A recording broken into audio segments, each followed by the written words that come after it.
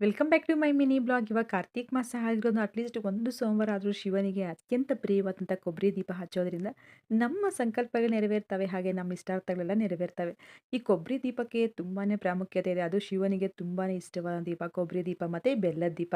ಅದರಲ್ಲೂ ಕೊಬ್ಬರಿ ದೀಪನ ತುಪ್ಪದಿಂದ ಹಚ್ಚಿದರೆ ನಾವೇನೇ ಕಷ್ಟಗಳಲ್ಲಿದ್ದರೂ ಏನಾದ್ರು ನಮ್ಮ ಸಂಕಲ್ಪ ಮಾಡಿಕೊಂಡು ಹಚ್ಚಿದ್ರೆ ಬೇಗನೆ ಈಡೇರ್ತವೆ. ಈ ಕೊಬ್ಬರಿ ದೀಪ ಹಚ್ಚೋದು ಹೇಗೆ ಅಂತ ನೋಡ್ಕೊಳ್ಳೋಣ.